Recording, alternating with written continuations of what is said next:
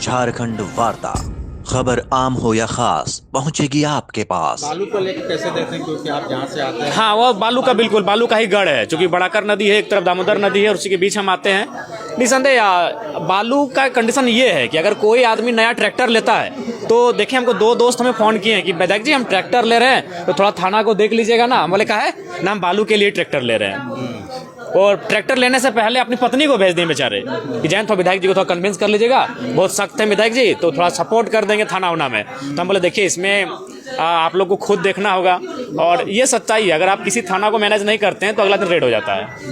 मतलब आप भी मान रहे हैं कि थाना को मैनेज किया जाता है? हाँ, थाना को मैनेज किया जाएगा। अगर आप नहीं मैनेज करते हैं तो अगला दिन आपकी गाड़ी सीज हो जाएगी।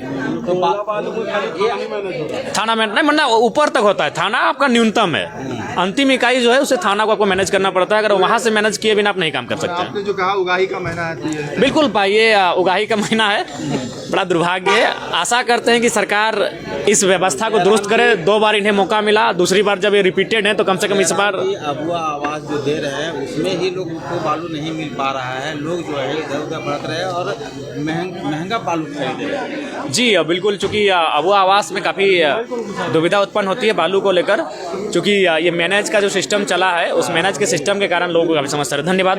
इतना तो कह सकते हैं कि जो स्वास्थ्य व्यवस्था है झारखंड में, देखिए लचर है, ये कह सकते हैं, इसलिए कह सकते हैं कि शायद प्रत्येक दिन हम कम से कम 3 से 4-5 जो सिविल सर्जन को मुख्यमंत्री गंभीर बीमारी योजना का अनुशंसा करके भेजते हैं, और जिनमें कुछ का काम होता है, कुछ का काम रुक जाता है, और कई विधानसभाओं के हम भेजते हैं। तो इसलिए इस विषय से हम परिचित हैं कि स्वास्थ्य की व्यवस्था है वो लचर है।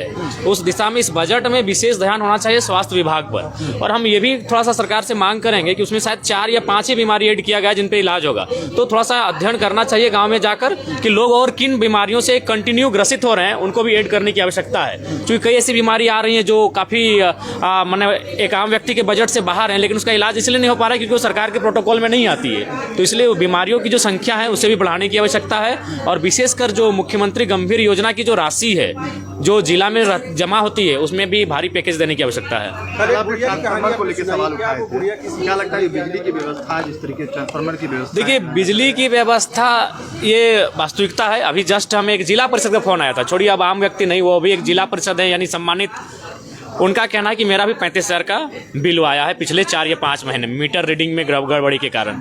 तो ये सत्यता है, लेकिन सरकार अपना डिफेंड करने से नहीं चलेगा, इन्हें धरातल पर जाकर काम देखना चाहिए। बिजली बिल माफ नहीं हुआ जो सरकार कहती है? जी, बिजली बिल मान के चलिए 2 यूनिट जो उन्होंने कहा था 200 यूनिट, उसके बाद पहला बात मीटर रीडिंग में अगर प्रॉब्लम होगा तो फिर बहुत असुविधा हो रही है। और आप मान के चलिए, मैंने बहुत सारे पदाधिकारियों से भी कहा, जैसे जेई हो गया, बिजली विभाग के एसडीओ, हमने कहा कि आपका फाइन मारने का पैमाना क्या है। अगर आप फाइन कर रहे हैं, अगर कोई दोषी है, आपको लगता है कि अगर आप कनेक्शन है तो उसे कम से कम 5-7 हज़ार रुपये फाइन मारिए, ताकि वो फाइन देने में उसका असमर्थ ना हो। लेकिन आप 40-50 रुपये फाइन मारेंगे तो आप फाइन मारने का आधार क्या है? तो उन्होंने मैंने उसके बाद बात करने से इनकार कर दिया कि नहीं, ये विभाग ही जानता है।